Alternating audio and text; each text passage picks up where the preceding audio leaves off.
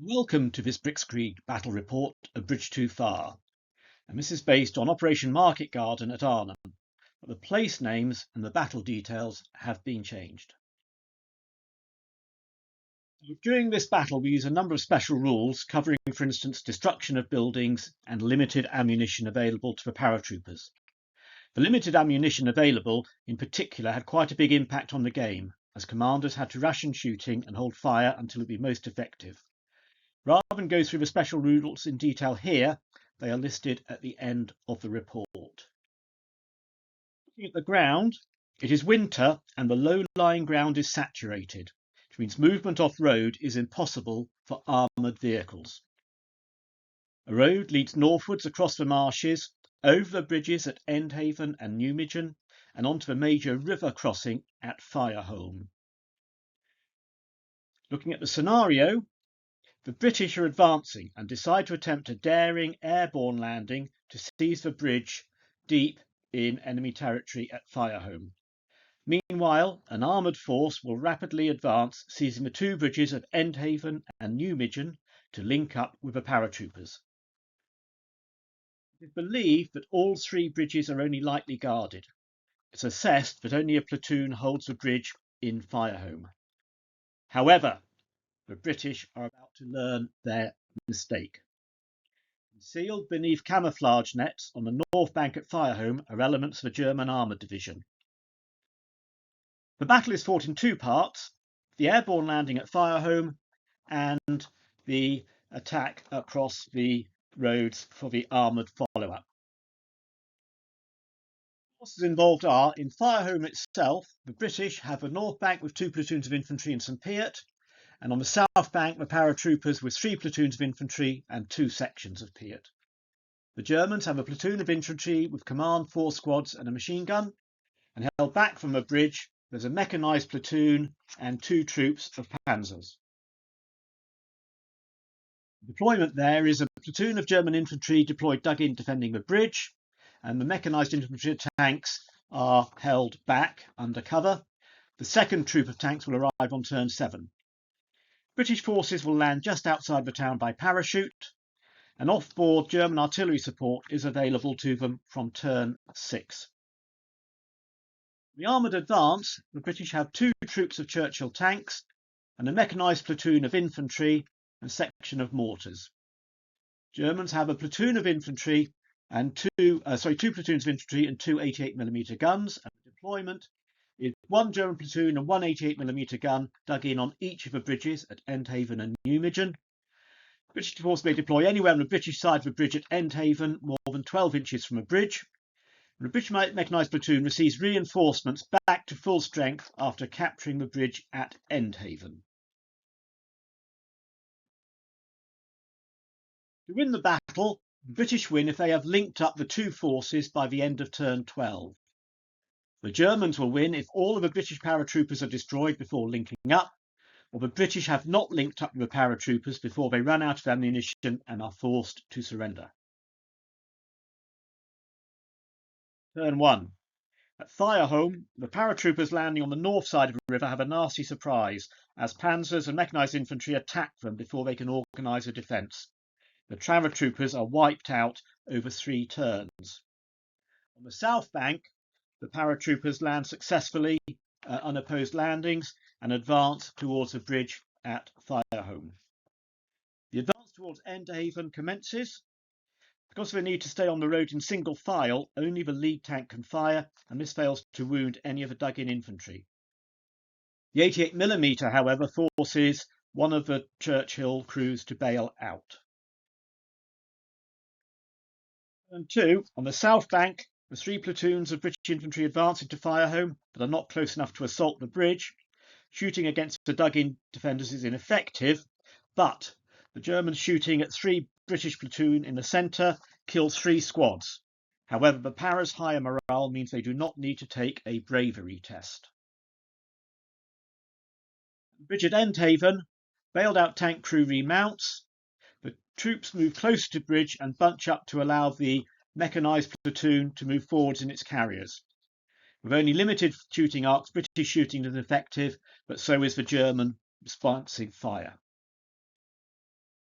On to turn 3 in fire home, the panzers mop up the remaining paratroopers on the north bank.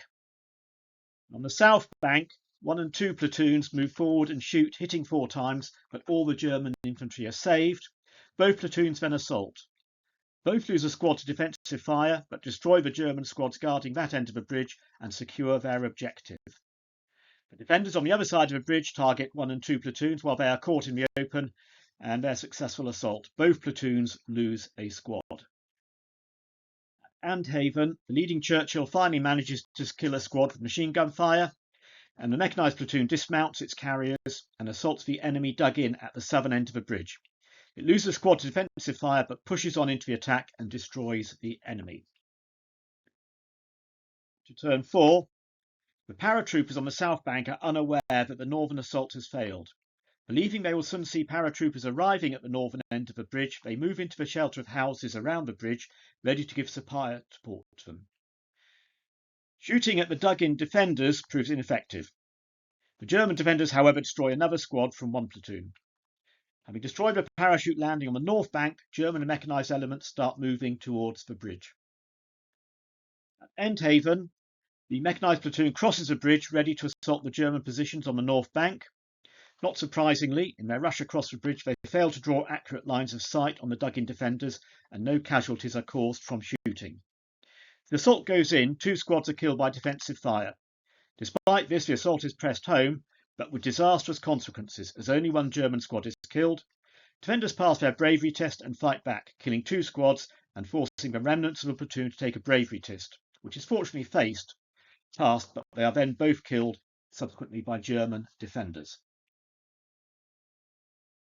Turn 5 in fire home, the paratroopers finally get their radios working and receive the bad news about the massacre on the north bank, and the even worse news that the armoured advance is becoming bogged down. Major John Snow, commanding the force, orders his men to hold their fire in order to conserve ammunition for the inevitable German counterattack. Infantry again chips away at the British platoons. The German armour charges forward to dislodge the paratroopers before they become firmly entrenched. Arnhem, spurred on by the scathing comments of his superior officer, Bravo Troop Commander takes the bull by the horns and leads his troop across the bridge to complete the destruction of the German defenders. Turn 6 in Fireholm. In a display of outstanding shooting, the 4 Piats target the panzers and destroy 2 of them. The German platoon commander abandons his stricken tank and runs back to take over the sole survivor, which has handily passed its bravery test. The German mechanised platoon moves on to the bridge, ready to support the attack next turn. Artillery fire destroys a house. At Arnhem, the British tanks continue the advance, bypassing the surviving 88mm gun, which forces a Churchill crew to bail out. The tanks are joined by the reinforced carrier platoon, boosted back up to full strength. Turn 7 in Fireholm. With ammunition running low, the paratroopers again hold their fire, awaiting better targets. Another house is demolished, with the paratroopers now sheltering in the ruins.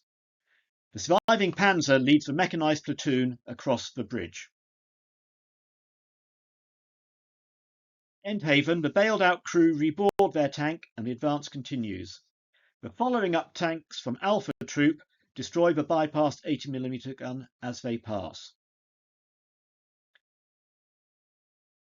In Newmidgen, however, the German 88mm gun there destroys the 2 leading British tanks from Bravo troops.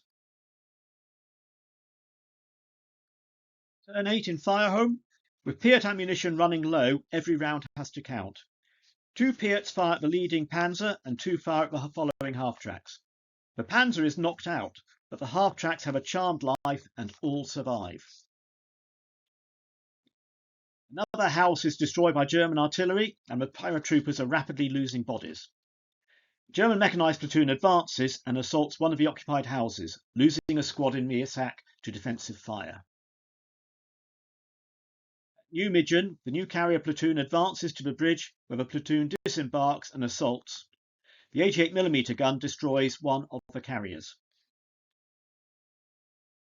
On to turn 9.